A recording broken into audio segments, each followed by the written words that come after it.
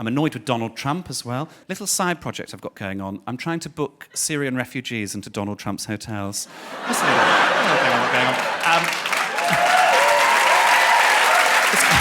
It's going okay. It's going okay. I was annoyed when Fox News said that we're 100% Muslim, because there's a subtext to that. When they say we're 100% Muslim, what they're saying there is that we should be worried about that. There's something terrifying, frightening about Muslims. I think we've got a problem. I think we're using the word Muslim far too quickly to describe people doing atrocities when they don't represent Muslims any more than I do. And I think we should be using a more accurate word for those people, which I'm going to argue is knobhead. There'd be levels of knobhead. You'd have a moderate knobhead, all the way up to fundamental knobhead. And if we all did it, the news would have to catch up. They'd have to go, today, 2 knobheads bombed a car. They'd have to do it if we all did it. And it wouldn't necessarily be to do with just terrorist activity. Any knobheady activity would get the knobhead word. I've thought of some. People that wear a festival wristband after a festival.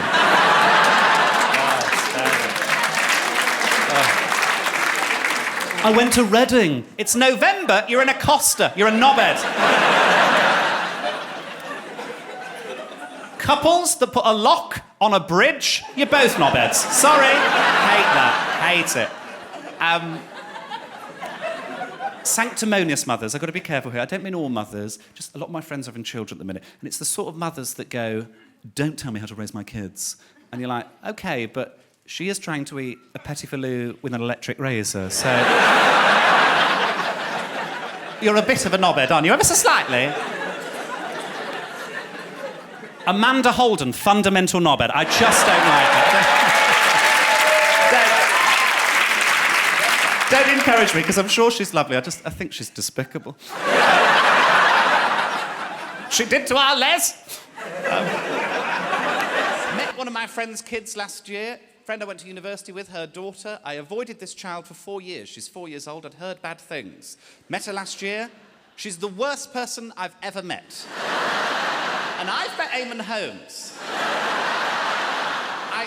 I won't use her real name, that would be unfair. Let's call her Mugabe. And she was very...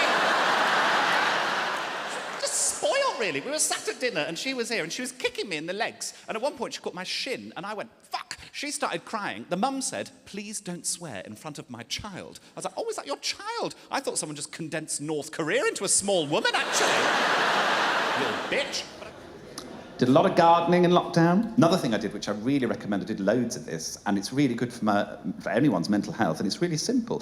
All you do is troll Alan Sugar. It's so simple. Alan Sugar, I'm sure you know who he is, a billionaire. He's, you what?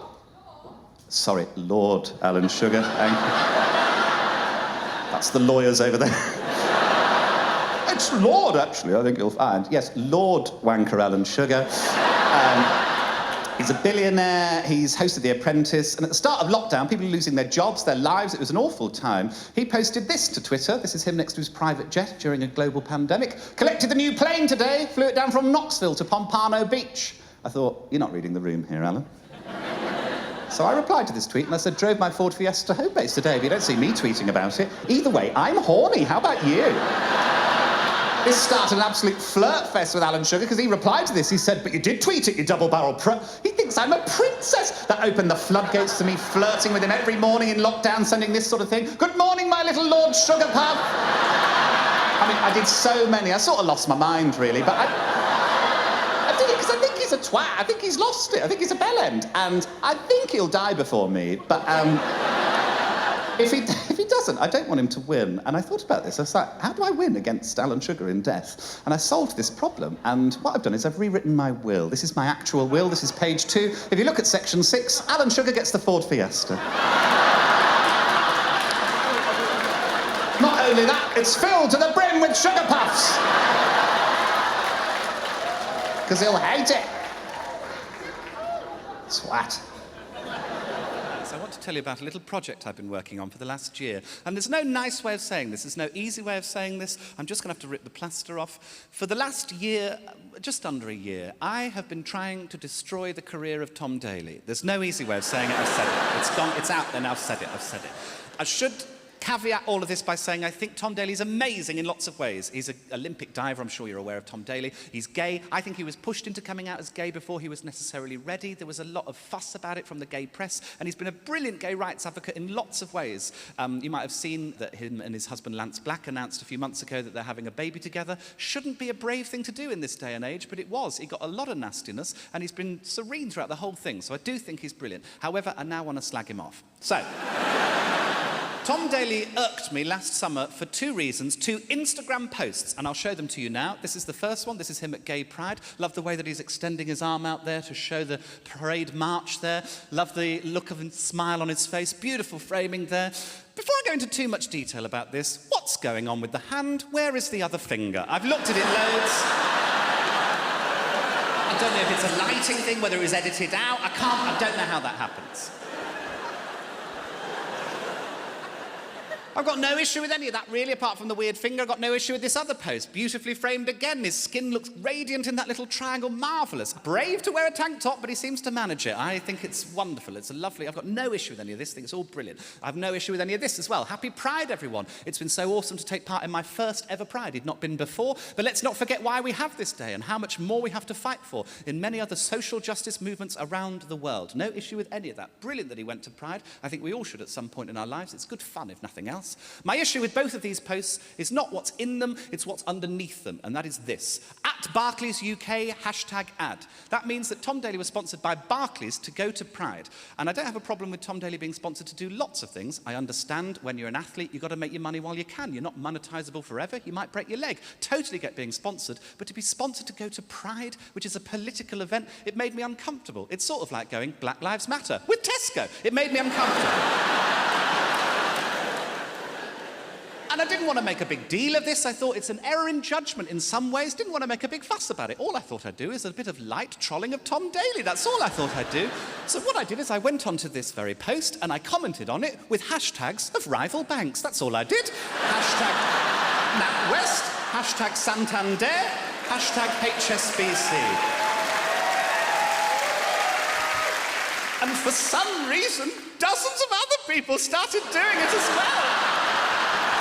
Hashtag Northern Rock, a nice nostalgic one. Vietcombank, an international one. Dozens of people did this, and I know that celebrities get paid loads for this. Barclays will have had a PR team all over it. I should mention that I've trolled Tom Daly in a lot lighter way about 3 years ago. He posted to his Twitter a little post basically saying, just take the image below, personalise it. Just wanted you to customise an image in your own way. That's all he wanted you to do. Of course, I put him in a smack den. Who wouldn't in my position?